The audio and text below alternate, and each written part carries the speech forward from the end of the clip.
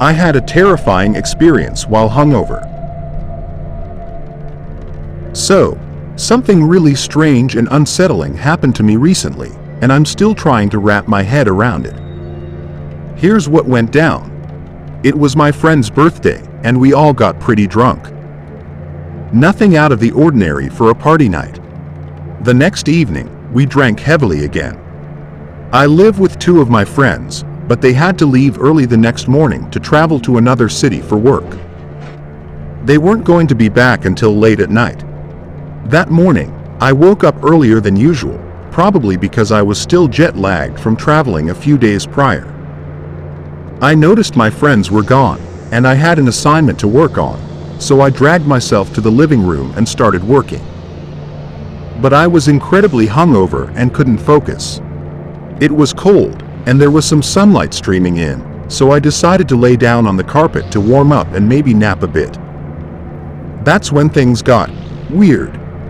I was lying there, staring at the door in the corridor. I didn't see anyone, but I could hear the floor creaking repeatedly. It was subtle at first, but then I realized I couldn't move. It felt like I was trapped between being awake and asleep. Then I saw my mom.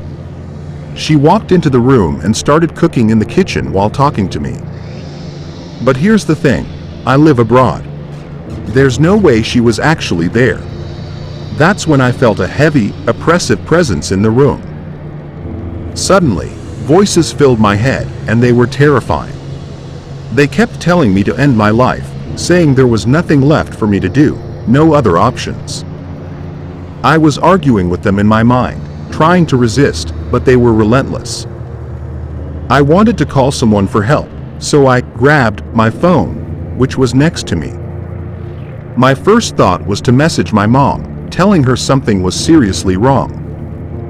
But just as I was about to send the message, my phone disappeared from my hand. I stared at my empty hand, confused. Then I saw my phone still lying behind me. I had never actually picked it up. This happened multiple times. I'd think I was reaching for help, only to realize it wasn't real. Then it escalated.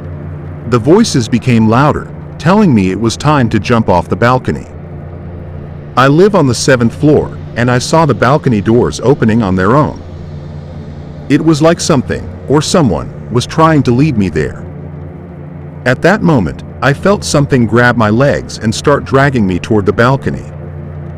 That's when I finally snapped out of it. I don't know how, but I managed to break free from whatever was happening. When I looked around, it was evening. Hours had passed. The light in the apartment had dimmed, and my heart was racing. I was terrified. I ran to my room, quickly got dressed, and left the house.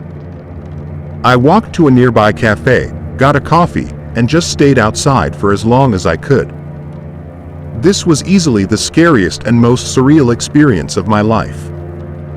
I don't know if it was sleep paralysis, a hallucination, or something else entirely, but I've never felt that kind of fear before.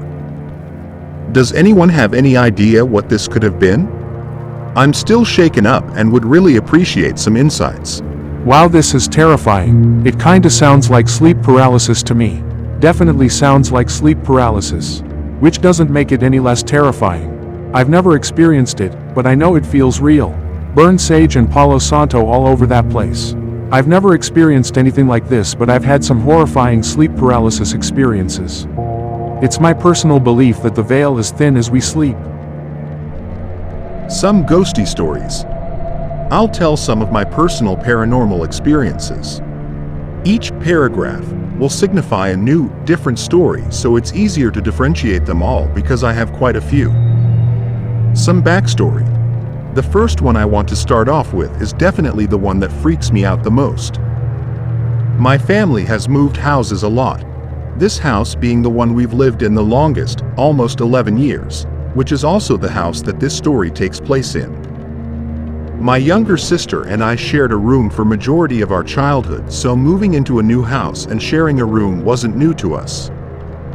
When we moved in, there was terrifying crying clown picture in our room. It still creeps me out to remember it.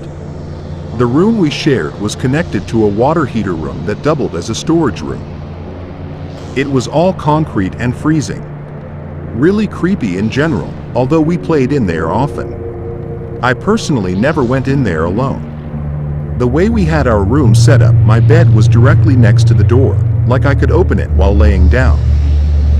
My damn head was next to the doorknob. Actual story. My younger sister Gentry and I often stayed up past our bedtime. What little kids didn't? On this specific night, we were just talking and goofing around in our own beds. Eventually, we decided to go to sleep. After a few minutes of silence, something terrifying happened. Something inside the storage room ran so hard into the door that it popped it out and swung it halfway open. The door opened into the room, not into our room.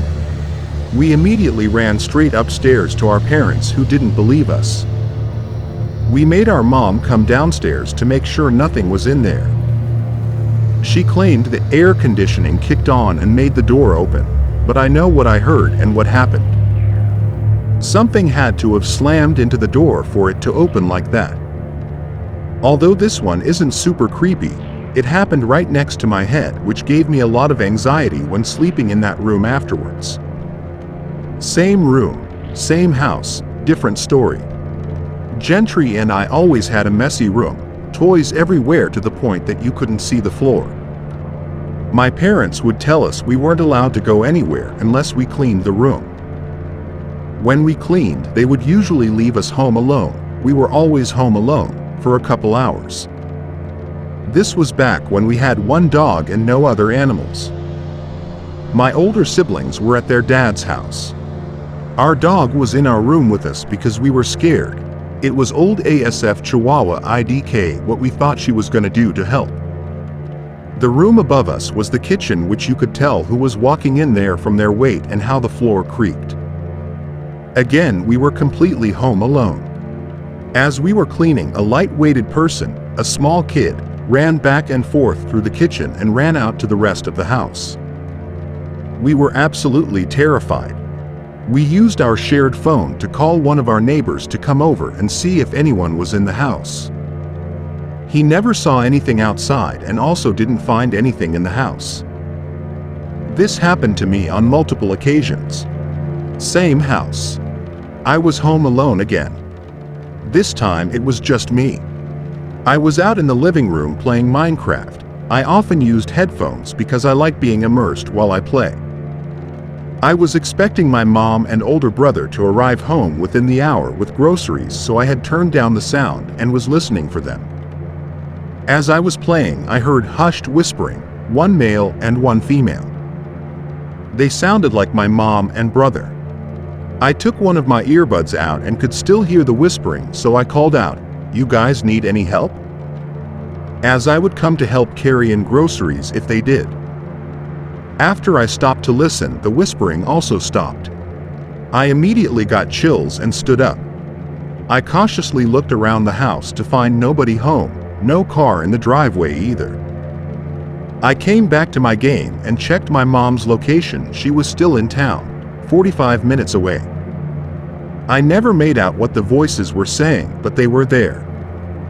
And no, I was not listening to music.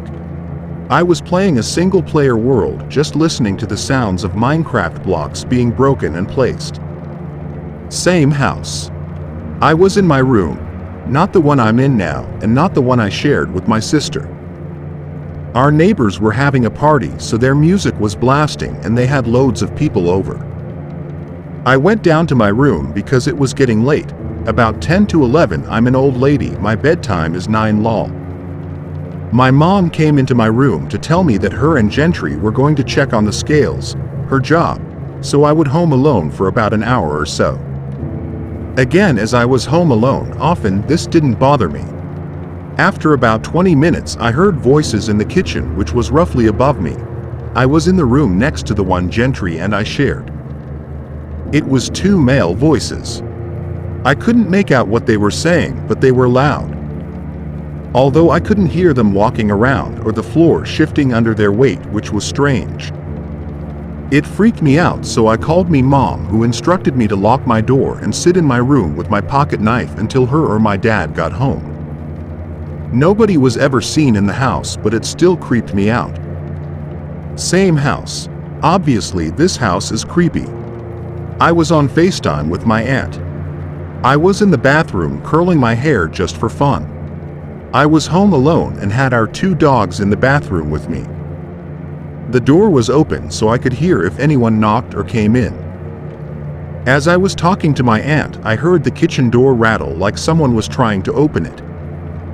I quickly glanced out of the bathroom. You can see straight to the door from the bathroom. Nobody was at the door. I chalked it up to my imagination, but I stood so I could still see the door. Again, as I was doing my hair and talking, I heard it again. This time I knew it was the door. I immediately told my aunt and left the house to walk down to our neighbors, where I stayed until my mom got home. I feel like this is a lot of reading, so again, if you want, I can make another post of more stories that I have. I have tons more, lol.